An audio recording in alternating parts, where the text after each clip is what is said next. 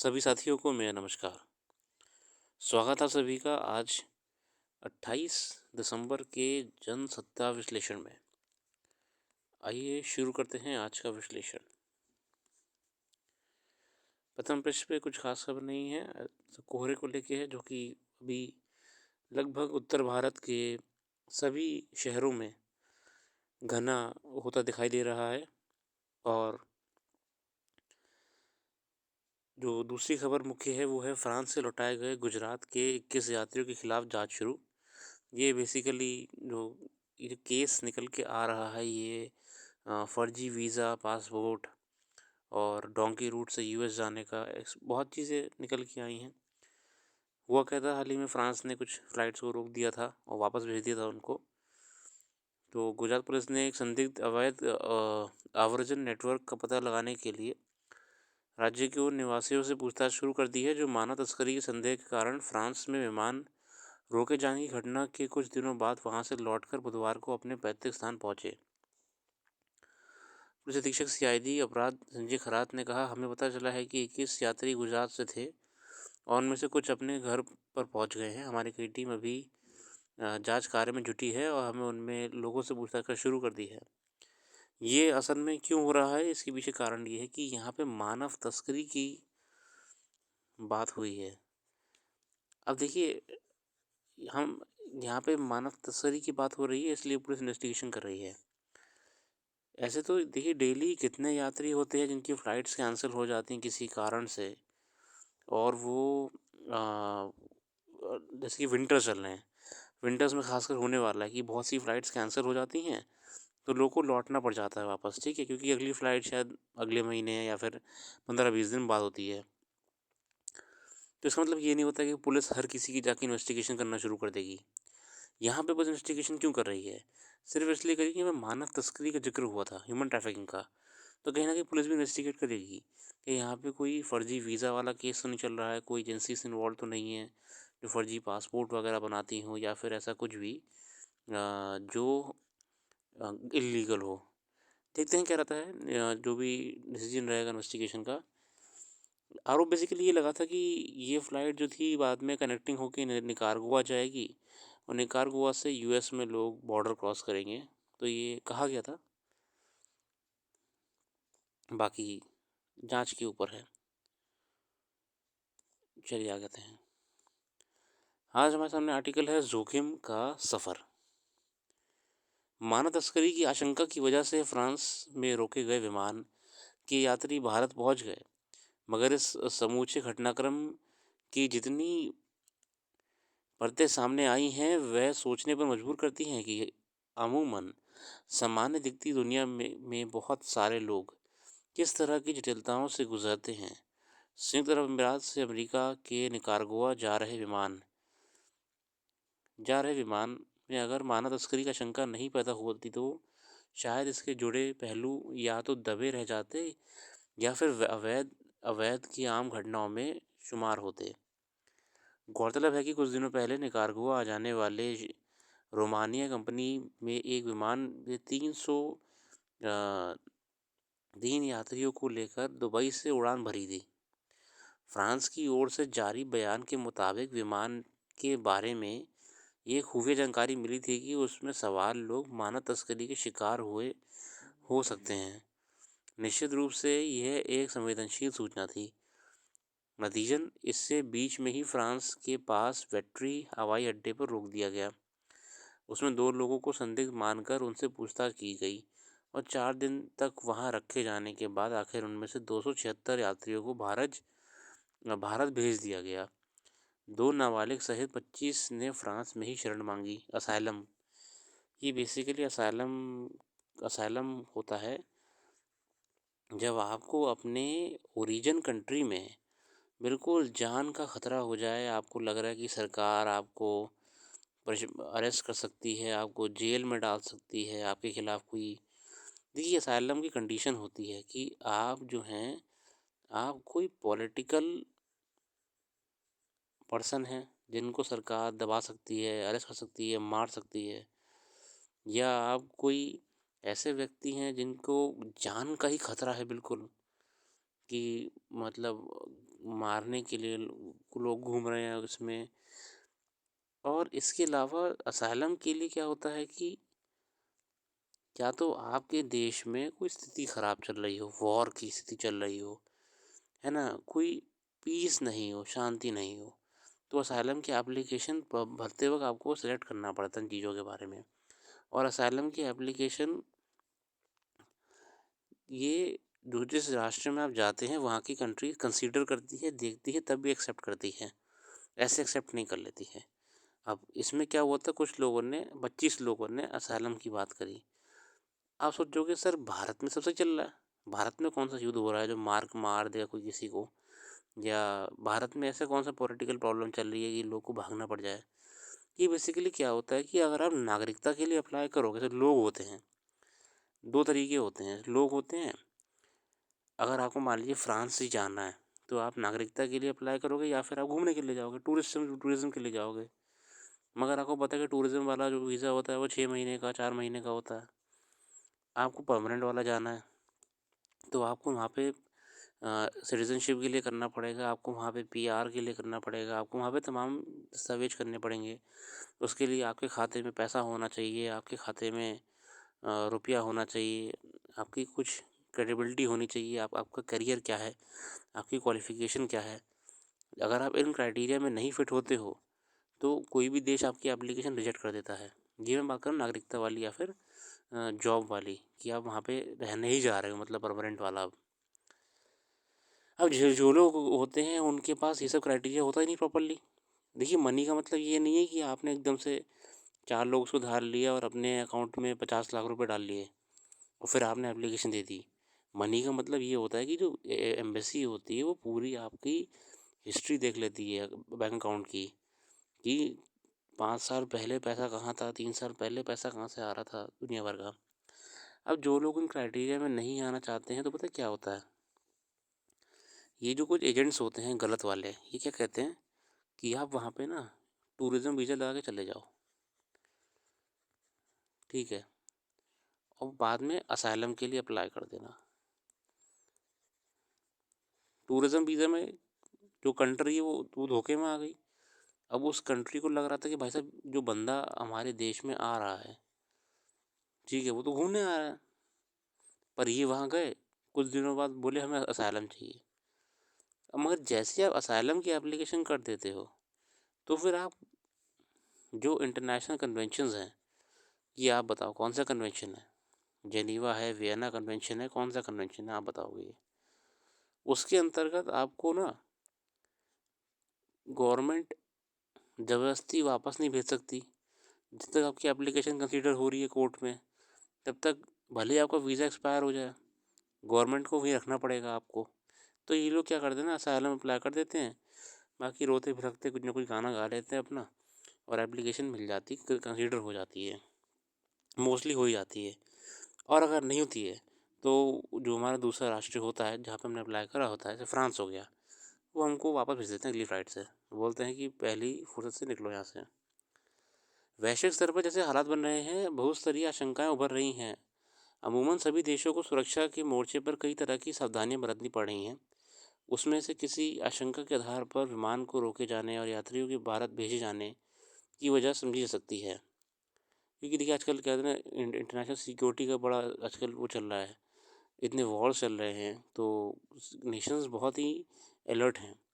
सवाल है कि इसके बावजूद इतनी बड़ी तादाद में लोग किस किस रोमानिया कंपनी की विमान से दुबई से चल कर अमेरिका के निकारागुआ जाने का सोच रहे थे। मतलब कैसे लोग इतना, मतलब इतना क्यों देश छोड़ के जाना चाह रहे हैं, ठीक है। मतलब सोचिए निकारागुआ से ही ये लोग प्रॉपर जंगल से होते हुए दुनिया भर का यूएस का बॉर्डर क्रॉस करके जाएंगे। अच्छा एक और बात, आप सोचोगे सर ये यूएस का बॉर्डर क्रॉस करके चले जाएंगे तो मतलब कैसे उनको के वापस नहीं भेजा जाएगा। असल में क्या होता है, अब देखिए मान लो एक बंदा वो इंडिया में रहता है, उसको उसके पास प्रॉपर डिग्रीज़ हैं, है ना, डॉक्टर वगैरह है, वो प्रोफेसर है, लॉयर है, एडवोकेट है, प्रॉपर डिग्रीज़ हैं उसके पास, प्रॉपर एलिजिबिलिटी है, तो वो भी जा सकता है यूएसए। यूएसए एम्बेसी में जाएगा, एम्बेसी को लगेगा नहीं बंदा ठीक है ये, इसकी एप्लीकेशन सफिशिएंट है तो गवर्नमेंट ओके कर देगी। कुछ लोग होते हैं जिन्हें यूएस जाना है मगर उनके पास कुछ प्रॉपर क्राइटेरिया होता ही नहीं है, कोई डिग्री नहीं है, कोई कुछ नहीं है, और कुछ लोग सिर्फ घूमने जाते हैं, और जो सिर्फ घूमने जाते हैं उनको सिर्फ टूरिज़्म के लिए अप्लाई करना पड़ता है, टूरिस्ट वीज़ा के लिए, वो ऐसे ही मिल जाता है, मतलब ऐसे मिल जाता है, दिक्कत नहीं आती इतनी। तो पॉइंट है सर, जिन लोगों के पास ना कोई क्वालिफिकेशन होती है और ना ही कोई क्राइटेरिया एलिजिबिलिटी होती है, ना कोई जॉब ऑफर होता है, वो लोग क्या करते हैं, वो डोंकी रूट के माध्यम जाने का प्रयास करते हैं। डोंकी रूट क्या होती है कि कोई और देश में गए, वहाँ वहाँ से फ़्लाइट चेंज कर ली, यूएस के आसपास कहीं भी उतर गए जहाँ पे बॉर्डर नज़दीक हो, और बाद में वहाँ पे जंगल पार करके, नदी पार करके यूएस में एंटर कर गए। अब आप बोलोगे सर वहाँ तो पुलिस पकड़ लेगी। हाँ, वहाँ पर जो बॉर्डर पुलिस होती है, बॉर्डर पुलिस पकड़ लेती है। तो फिर से वही इंटरनेशनल कन्वेंशन आ जाते हैं, उनके मुताबिक आपको प्रॉपर उनको कोर्ट ले जाना पड़ेगा। कोर्ट में जज साहब फैसला करेंगे कि इनको वापस भेजा जाए। अच्छा, ये लोग बड़े मज़ेदार होते हैं। ये लोग क्या करते हैं कि जैसे ये लोग यूएस का बॉर्डर क्रॉस कर रहे होते हैं, वैसे ही ये अपने सारे आईडी कार्ड्स, अपने सारे डिटेल्स, पासपोर्ट सब जला देते हैं या फेंक देते हैं। अब देखो आप, मान लो कि जज साहब ने कह दिया कि नहीं भैया, हम आपको यूएस में नहीं आने देंगे, सॉरी। जज ने पुलिस को बोला कि ये जहाँ से भी आए हैं इनको वापस भेज दो। पहली बात, पुलिस बॉर्डर पे नहीं छोड़ सकती, नियम है। दूसरी बात, पुलिस जब इनसे बोलेगी आप कहाँ से आए हो, तो वो बोलते हमें नहीं पता, कुछ बोलेंगे ही नहीं, या कोई ऐसा देश बोल देंगे जहाँ पे कुछ यूएस भी नहीं कर पाए, है ना। तो जज को मजबूरन करना पड़ता है, मानवाधिकार जो नियम है, ह्यूमन राइट्स, उनके अंतर्गत चलिए कोई बात नहीं, इनको भी रहने दो कुछ दिन के लिए प्रोबेशन पीरियड पे। तो ये तरीके होते हैं, ठीक है।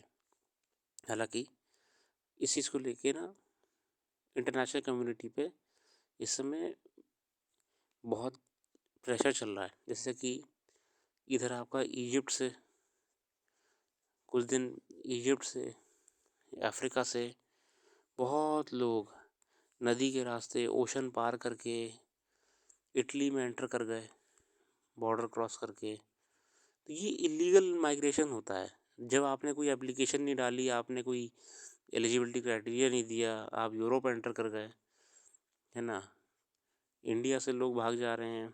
तो ये सब ना इंटरनेशनल कम्युनिटी के लिए ख़तरा है, सिक्योरिटी पर्पज से भी। बिना कोई पासपोर्ट चेक, बिना कोई वीज़ा चेक करे आपको कैसे कोई अंदर आने दे अपने राष्ट्र में।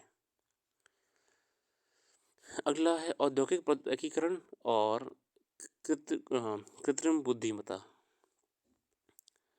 वैश्विक परिदृश्य में कृत्रिम बुद्धिमत्ता या एआई का चौतरफा विकास हो रहा है, और हम जानते हैं ये वाली बात कि कैसे इस समय आर्टिफिशियल इंटेलिजेंस के माध्यम से मशीन्स, कंप्यूटर, एजेंसीज, इंडस्ट्री, सब जगह पर रेवोल्यूशन सा आ गया है।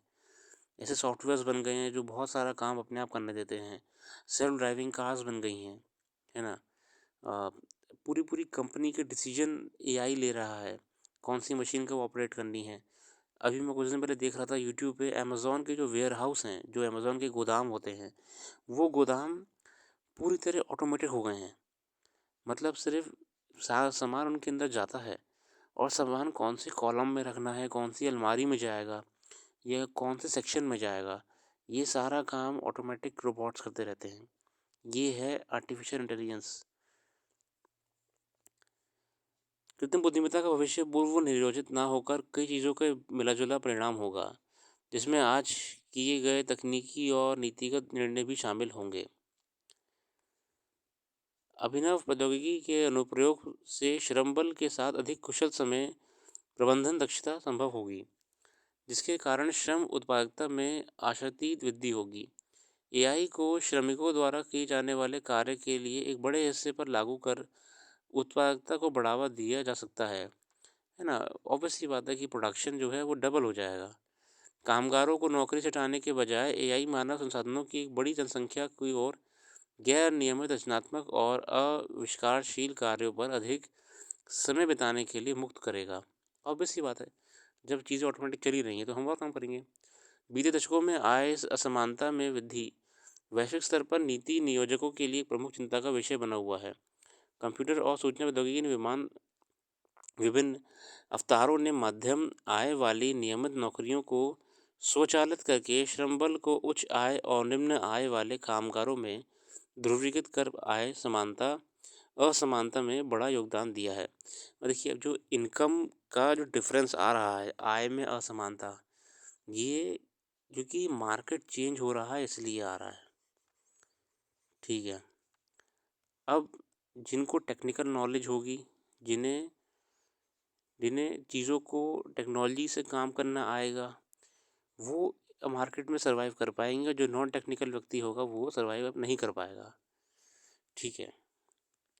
बेहतर आय समानता का सुखद माहौल बनाने के अलावा संस्थानों में एआई का उपयोग श्रमबल की वास्तविक अर्थों में ज़मीनी मदद भी कर सकता है। ऑब्वियस सी बात है, ये हमको ये काम करने में और अच्छा करेगा। दरअसल कॉल सेंटर अध्ययन में पाया गया कि एजेंटों को एआई सहायक का साथ मिलने से न केवल उनकी उत्पादकता बढ़ी बल्कि नौकरी छोड़ने वालों की संख्या में भी उल्लेखनीय कमी आई, जिससे ग्राहकों संतुष्टि में वृद्धि हुई है। मतलब देखिए ना, एआई कैसे इस्तेमाल करा जा रहा है। आप देखिए, आजकल हर कंपनी में जो कस्टमर केयर होता है उसमें चैट बॉट होते हैं। सब ये टेक्नोलॉजी है ये, कि जो काम कोई पहले व्यक्ति आपसे पूछ पूछ के करता, तो अपना नाम बताइए, अपना एड्रेस बताइए। अब आप कंपनी की वेबसाइट पर जाएंगे, उसमें डिटेल्स फिल कर दीजिए अपनी। वो जो एआई होगा वो अपने आप संबंधित डिपार्टमेंट को फॉरवर्ड कर देगा कि प्रॉब्लम क्या है, कहाँ पे भेजना है इसको, क्या होगा इस प्रॉब्लम का। ठीक है। दूसरी तरफ छोटे व्यवसायों को उद्योग अग्रणी उत्पादन प्रौद्योगिकी तक पहुंच उपलब्ध कराने के लिए गैर लाभकारी संस्थाओं, शिक्षाविदों और व्यक्तिगत कोडर्स का जमावड़ा एक ऐसे ओपन सोर्स एआई पारिस्थितिकी तंत्र बना रहा है जो विकसित एआई मॉडल तक व्यापक पहुंच को सुगम बनाता है। मई 2023 में गूगल से लीक हुई एक आंतरिक परिपत्र में इसे सर्वजन हितकारी प्रयास का पूर्वाभास मिला था, जिसमें शोधकर्ता ने कहा था कि ओपन सोर्स मॉडल मालिकाना मॉडल की तुलना में कम खर्चीला, अनुकूलन योग्य, तीव्र, सुरक्षित और अधिक सक्षम है। अगर नीति निर्माता वे स्वीकार करते हैं कि एआई को विभिन्न दिशाओं में विकसित करने की स्वतंत्रता प्रदान की जानी चाहिए, तो कुछ प्रश्नों को सटीक जवाब अनिवार्य रूप से खोजने होंगे। नीतियों एआई की उन प्रकारों को कैसे प्रोत्साहित कर सकती हैं जो मानव श्रम की नकल करने और उसे प्रतिस्थापित करने के बजाय पूरक हैं, है ना, पूरक हैं। कौन सी विकल्प एआई के विकास को प्रोत्साहित करेगी, जिसका उपयोग केवल सबसे बड़े कंपनियों का बजाय सभी आकारी कंपनियों कर सकती हैं। अब देखिए, एआई को लेके बात करी जा रही है, ठीक है, एआई रेवोल्यूशन ले आएगा, एआई क्रांति ले आएगा। हमको ये भी ध्यान में रखना है कि एआई टेक्नोलॉजी पहली बात तो इतनी एडवांस है कि सिर्फ बड़ी कंपनियां इसको बना सकती हैं। बड़ी कंपनियां हैं वही इसका इस्तेमाल करने का तरीका बनाती हैं। हमको एआई को पहली बात तो सामान्य लेवल पे भी लाना पड़ेगा, स्मॉल स्केल पे भी, है ना। अब एआई का वो रेवोल्यूशन आ गया तो सारी बड़ी कंपनियां मजे ले जाएंगी ना, वो ही बेचेंगी, वही सप्लाई करेंगी। अगर हम ओपन सोर्स एआई मॉडल लाते हैं जिससे हर स्तर पे हम उसको यूज़ में ला सकें रिक्वायरमेंट के अनुसार, ना कि फिर से हम डिपेंडेंट हो जाएं पर्टिकुलर कंपनीज के ऊपर, तो ज़्यादा फ़ायदा मिलेगा। एक बेहतर भविष्य के निर्माण के लिए अग्रणी बड़े व्यवसायिक घरानों को इस बारे में महत्वपूर्ण निर्णय लेना होगा कि वह अपने कार्यबल के साथ कृत्रिम मेधा को कैसे एकीकृत करना चाहते हैं। इनमें सबसे बड़ी कंपनियां अपनी निजी एआई मॉडल विकसित करेंगी। विश्वविद्यालयों में कंप्यूटर विज्ञान प्रयोगशालाएं भी एआई मॉडल विकसित करेंगी, जिनमें से कुछ वह ओपन सोर्स के रूप में बनाएंगी। इस प्रक्रिया पर विधायिका और नियामकों का भी व्यापक प्रभाव होगा, जो ये निश्चित करेंगे कि मौजूदा व्यवस्थाओं, सेवाओं और प्रणालियों में मामूली बदलावों के बजाय समाज को ऐसे एआई कैसे हासिल होगा जो क्रांतिकारी नवाचार को बढ़ावा देता है। देखिए, हमको ये बिल्कुल जानने में बड़ा अच्छा लगा कि एआई तो देखिए फ्यूचर है ये। जैसे एक ज़माने में जब सन 2000 में कंप्यूटर आया था, तब उसको लेके जितना भी विरोध था वो गलत था, क्योंकि कंप्यूटर ने हकीकत में काम को दुगना कर दिया, 2x कर दिया। कंप्यूटर ने बहुत सी चीज़ें आसान कर दी, कंप्यूटर ने ही रेवोल्यूशन लाया हर इंडस्ट्री में। और आज हम लोग कंप्यूटर की बदौलत, इस रेवोल्यूशन की बदौलत ही इतने डेवलप्ड हैं। अब जो 2023 वाला एआई रेवोल्यूशन होगा, ये आने वाली पीढ़ी को डिफाइन करेगा और ये आएगा ही। अब बस हमको ये सुनिश्चित करना होगा कि इसका जो एक्सेस है इस टेक्नोलॉजी का, हर किसी के पास हो, चाहे वो बड़ी कंपनीज हो या वो छोटे स्तर पे समाज हो या कोई भी। हमको इसे एक्सेसिबल टेक्नोलॉजी बनाना होगा, ओपन सोर्स टेक्नोलॉजी बनाना होगा, तब हम जो ओवरऑल रेवोल्यूशन करेंगे, जो क्रांति लाएंगे, वो एक सामान्य होगी। चलिए आगे देखते हैं। समुद्री अर्थव्यवस्था महासागर की गहराइयाँ दिलाएंगे रोजगार के क्षेत्र में ऊंची उड़ान। बेसिकली सी एक्सप्लोरेशन के कोर्सेज होते हैं, मरीन कोर्सेज, उनके बारे में है ये, आप देख लीजिएगा। बाकी कुछ खास नहीं है, आज के लिए इतना ही रखते हैं। अपना कीमती समय देने के लिए बहुत बहुत धन्यवाद। आपका दिन शुभ हो।